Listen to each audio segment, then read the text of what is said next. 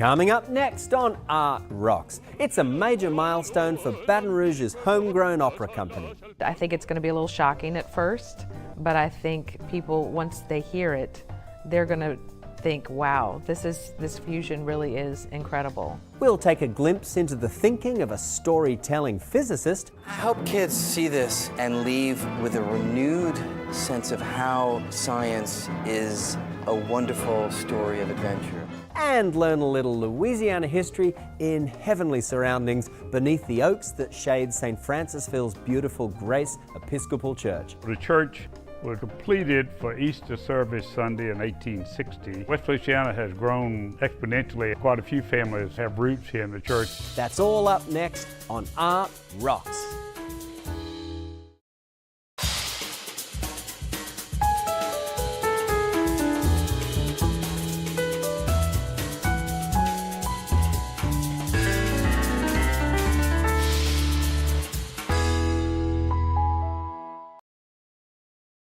Art Rocks is made possible by the Foundation for Excellence in Louisiana Public Broadcasting and by viewers like you. Hello, I'm James Fox Smith, publisher of Country Roads magazine, and thanks for joining us for Art Rocks. It's been 10 years now since Opéra Louisiane brought its first production to Baton Rouge stages, and although opera might sound like a hard sell in today's digital age, the company's future is looking brighter than ever. One more time. So one, and. Oh, fortunato Ulysses, fuggi dal tuo dolore, l'antico eroe, lascia il pianto dolce canto dal tuo cor.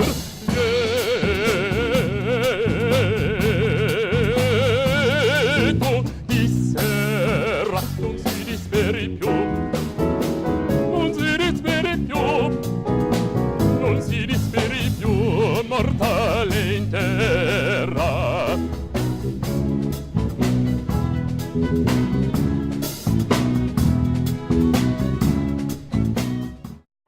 You can tell the world about this. You can tell the nations about that. Tell them what Jesus has done. Tell them that the Comforter has come. And he brought joy, great joy to my soul.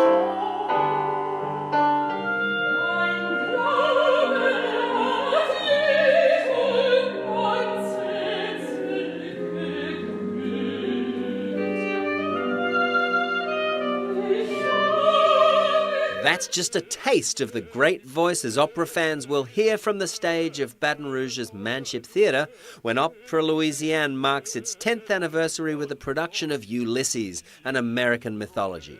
It's a homegrown Southern story penned by Opéra Louisiane artistic director Michael Borowitz. All of our performers who are coming in are opera singers, and they're going to sing in a very traditional operatic style.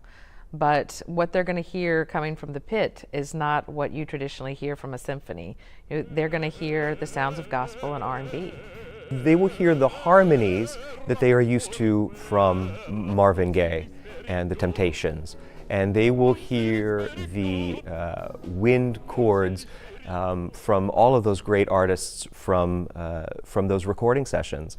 They will also hear beautifully sung Italian text and operatic voices, and they will hear them joined together in an acoustic situation. I think it's going to be a little shocking at first, but I think people, once they hear it, they're going to think, wow, this fusion really is incredible. And what they're going to see on stage is going to be simple yet beautiful, and on that grand scale still that we expect when we go to the opera. One of the things that attracted me to this particular production was the diversity in music. I grew up in a gospel background, you know. Of course, I said singing in the church and what have you, so I grew up doing that. And when Michael expressed that to me, that's what he wanted to do, was fuse the R&B with the gospel, with the classical sound. From the voices and what have you, I thought, wow, that's interesting and impressive. And so I think once people, those who are really opera aficionados or people who may have seen Ulysses or understand about Monteverdi in that period. I think once they adjust to what they're hearing, I'm thinking that they will really actually settle in and be able to really kind of connect, because it's a much more contemporary sound, of course.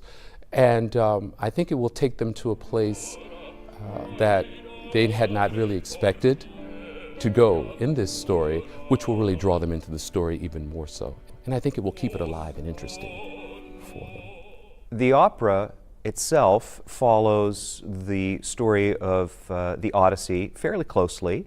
It takes place, it starts right as Ulysses is dropped back off on the shores of Ithaca, and his journey to reunite with his wife, Penelope, again, and the troubles and tribulations that follow him through that. In resetting this in civil rights era South, what we end up with is a man, Ulysses, who has been wrongly accused. He has disappeared for a good number of years, and he is now coming home again when the situation is a little less risky for him. And he wants to reunite with his wife again, and he faces the same problems that Homer's Ulysses faces, but in slightly modern terms. I've loved this piece for a long time, but Baroque opera takes a certain special kind of musician and conductor. And when I was attending New Orleans Opera's production of Marschner's Der Vampire, I heard a voice coming off of the stage, and I thought to myself, that's it. That's the person that I've been wanting to have sing Ulysses for a long time, and that person was Ivan Griffin. And I knew then that I needed to start working on this piece in order to make it come to life. One of the things that I wanted to do in our 10th anniversary season was highlight Michael Borwitz's incredible talent, because he really is a treasure for our city and for our company. It's rare that you have someone like Michael who's not only a great opera conductor, but he's also an incredible composer. Not only does this opera situate the classic tale of homecoming and redemption in familiar circumstances, it also serves as a homecoming for bass baritone Ivan Griffin, a graduate of the Southern University School of Music. To come back home and to be able to share this with my fellow Southernites is exciting, and it's thrilling for me, and it's such an honor. It's such an honor. I could not have imagined that I'd be able to do this. Ulysses, an American Mythology, will be performed on Friday, February 10th at 7:30 and Sunday, February 12th at 3 at the Manship Theatre in downtown Baton Rouge. You can visit Opéra Louisiane's website for more information. No matter where you live in Louisiana, opportunities to connect with the arts are everywhere, if only you know where to look. So here's a list of some of the goings-on coming up around the state.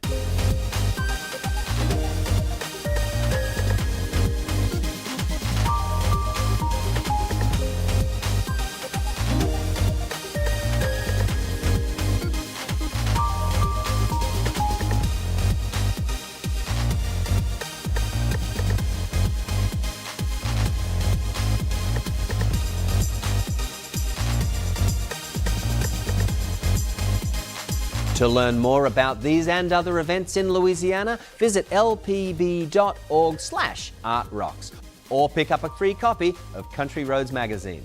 LPB's Art Rocks website also features an archive of previous episodes, so to see any segment again, just log on to lpb.org. Each spring, the University of Central Florida in Orlando stages a week-long festival as a major showcase for the visual and performing arts. Part of the festival's mission last year was to investigate the links between art and science. Here's how physicist Brian Greene crafted a multimedia performance to explain Einstein's theory of relativity.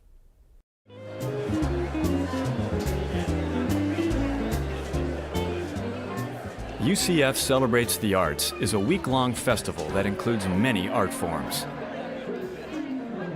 Part of its mission is exploring ways to meld science and art. For Brian Greene, the event presented an important opportunity. UCF has a really wonderful program that is a way for the community to come together, where it's not those that like art go to the opera or to the symphony, those that like science go to the lecture. Let's come together and get people to engage with the scientific ideas through the art. Then they can have an emotional experience of science, and that changes the way you think about science when it kind of makes your heart beat fast, or makes those little hairs on the back of your neck stand up, when it gives you that kind of catch in your throat. That's a different way of engaging with science. Greene believes that storytelling is key to sharing complex scientific principles with the general audience. The most powerful strategy that I've found for communicating abstract ideas is to not only translate them from the mathematics, which very few of us speak, into ordinary language that can be accessible, but if you can take those ideas and weave them into a story, weave them into a narrative, the human brain has got to engage with story differently than anything else. I'll be on stage talking about ideas, and I feel a certain engagement. But then if I shift into story mode, I feel as though the audience collectively leans a few degrees forward, because the brain, the mind, the spirit is moved by story. And if the science is woven into the story, it's almost a painless way for the science to have a way in.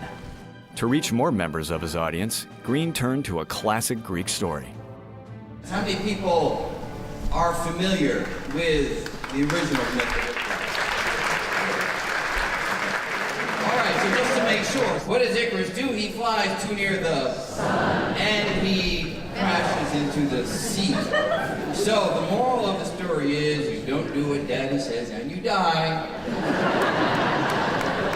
Now look, I don't know about you, but that always bothered me from the very first time I encountered that story. And as I got older and became a scientist, it bothered me for a different reason. Because in order to make great breakthroughs in science, in order to push the envelope of understanding, you have got to go against what your elders tell you. You've got to fearlessly go out into the unknown. That is what scientific exploration is all about. Greene collaborated with several artists to turn his children's book, Icarus at the Edge of Time, into a multimedia performance that dramatizes Einstein's theory of relativity. Icarus heard the voice of the commander, his father, over the address system. All hands to stations. Brace for emergency course diversion. We're navigating to avoid an uncharted black hole. A black hole? Cool! If you go to this piece and know nothing about the physics, you won't leave being able to do research on the general theory of relativity, but you will leave with a sense of what goes on near a black hole by virtue of just going for a ride in a story. I hope kids see this and leave with a renewed sense of how science is a wonderful story of adventure. Pulling away for the last time, Icarus let out a cry of victory! Ha ha!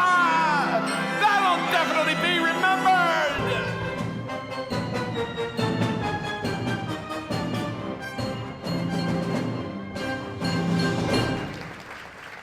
Brian Greene's main professional pursuit is the esoteric field of string theory. He's also passionate about inspiring others to explore the infinite marvels that surround us. I think the wonder of the universe is that there is such a wealth of distinct phenomenon that happen out there, from formation of stars and galaxies to planets to all of the processes that are required for life. And the amazing thing is that underlying it all are some simple patterns that mathematics, physics, they can capture. And there's nothing to me that's more thrilling than to see a few patterns laid out in a few equations and to recognize that within that is all of the stuff that we see around us. If you can feel that, I think there's really nothing more thrilling than that.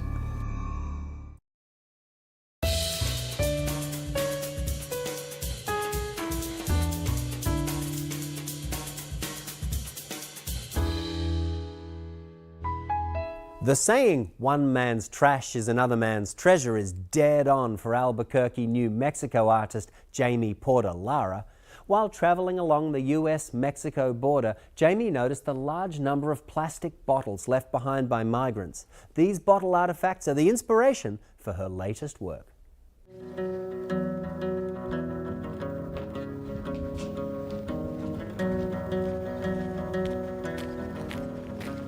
What I'm doing by using this ancient method of Pueblo-style ceramics is connecting myself to this place. And what I am doing by using the iconography of the plastic bottle is to connect myself to this place in time.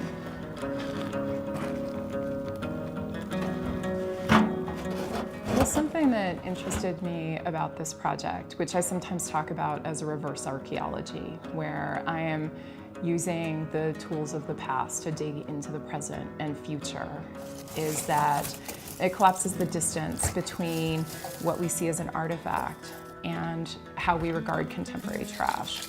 And I'm really interested in asking questions about what's trash and what's artifact and what's art, what is trash and what's art. And I'm interested in how the way we answer those questions says something about how we regard ourselves as a species.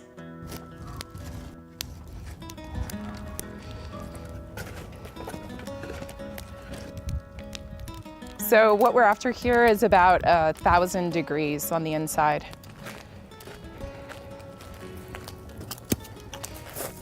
So a couple of years ago, I was traveling with a group of artists down near the US-Mexico border in an area where people were still migrating through. And I was just exploring, walking around, walking up and down arroyos in the region of the border fence. And it's possible to find all kinds of things that have been left behind by people passing through. And the main thing that I found were plastic 2-liter bottles that migrants had used to carry water and then discarded when they were done.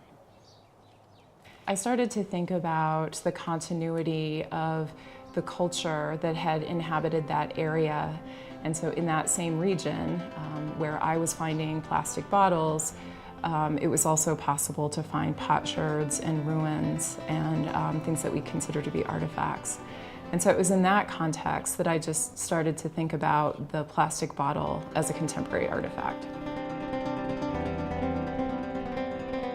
In Mexico, one of the things that we were there to do was to learn how to make Pueblo-style ceramics from the Gallegos family. So we were in a little town of Mata Ortiz where these very accomplished expert potters taught us their method, which mirrors the method in which ceramics have been made in the desert in this part of the world for almost 2,000 years.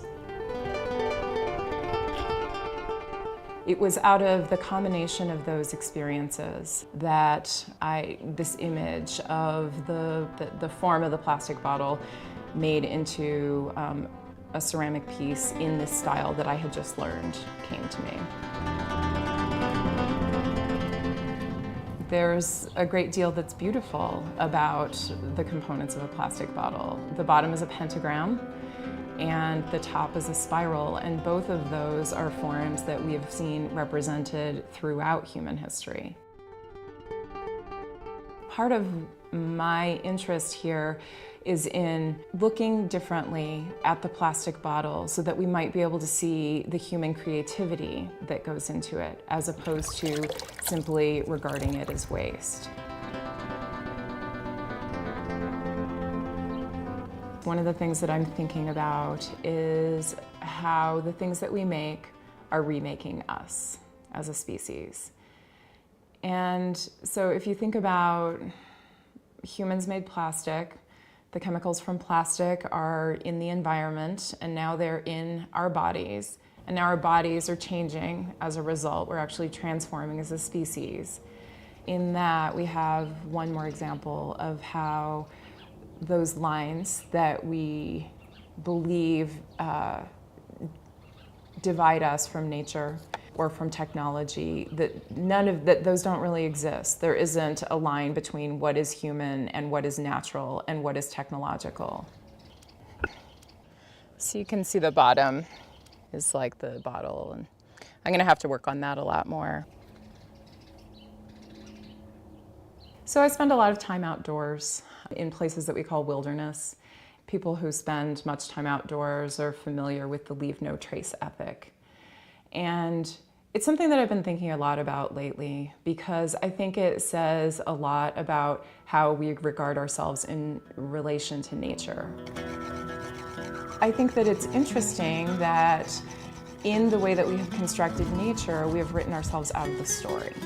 And as an artist, I bristle at the mandate of leave no trace because I think, number one, what it says is that the only trace I could leave is destructive. And number two, it completely eliminates the possibility that my existence or presence on this planet can't possibly be creative or a contribution. It's almost as if the best we can be as humans is to do no harm. And as an artist, I feel like I want to do one better, which is that I want to create something that the earth needs.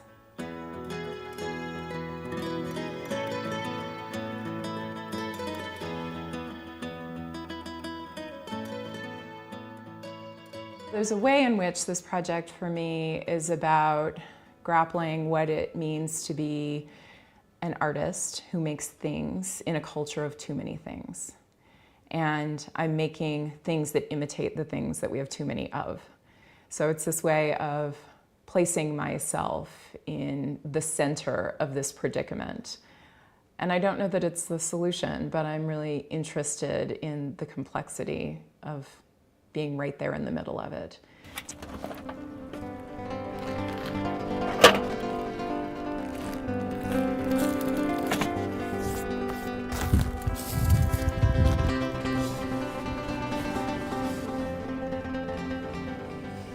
I think that it's essential for us to be able to understand ourselves as creative and connected beings in order to have the courage to take on the huge tasks that we have ahead of ourselves in dealing with the environmental crises that we're facing. If we keep telling a story of apocalypse where humans are nothing but ambulatory pollutants, and if the story of nature is just one of decline, where before humans arrived on the scene, it was the Garden of Eden, and we've basically fallen from nature, never to return, I'm not sure how we pull out of that nosedive. I think we need a different story. And so that's what I'm trying to create for myself here, at least, is the possibility that what I can imagine or what I can create forms a kind of connection that is important and necessary for the world. Back home now to visit another Louisiana treasure. West Feliciana Parish is known for its gently rolling hills, antebellum homes, stately oaks, and families who have remained largely in place for centuries. But in a place defined by architectural landmarks, superb Grace Episcopal Church still stands out. Rucker Leek shares a slice of the history of this magnificent church. The congregation was formed in 1827, and a wooden structure was built behind this present location. It kind of fell in some disrepair when the rector died, but a new rector came in, and then the congregation grew. They decided they needed a larger church, so the cornerstone for the church that we're in now was laid in 1858. So the church was completed for Easter service Sunday in 1860. The builder was a true craftsman. He was originally from England, Charles Gibbons, and he had seen churches like this, was very familiar with them in England. But it's in the traditional format. You notice the inside of the church is laid out like a cross, just like the cross that Christ was crucified on. And where we are is called the transept, which is that part of the cross. You go through the attic, all the old beams and all are pegged. I mean, there were no nails, you know. Everything was put together with tight fitting and wooden pegs. And the plaster is horsehair and moss mixed together. The old-time plaster held up by the lath that you put under plaster. It was also at that time in 1860 that we acquired the old Pilzer organ that is here. That organ is one of two organs remaining in the United States. It was built in St. Louis. We have to keep the church here at a constant temperature between 68 and 72 degrees because of the organ. There's a company in Dallas that knows how to keep this organ up. These windows were put in the late 1800s. The church was damaged during the Civil War. This area, like every place in the South after the war, was economically devastated. So it wasn't until 1893 that the church was completely repaired, and that's truly the date it was actually consecrated, because from the time it had been completed to the time the Civil War broke out, Bishop Pope never came around to consecrate the church. I think the pews are probably original to the church, yeah, and everything along the altar, the choir pews and the pews for the other acolytes or service members.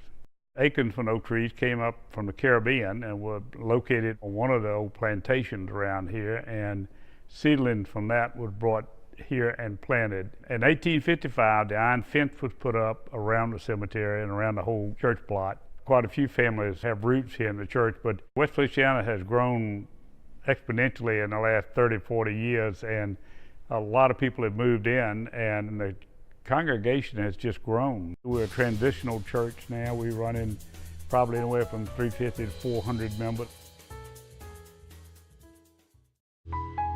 And that's going to do it for this edition of Art Rocks. But remember, you can always watch episodes of the show at lpb.org/artrocks. And meanwhile, Country Roads magazine is a great place to find out about what's going on in the arts all across the state. So until next week, I'm James Fox Smith, and thanks for watching.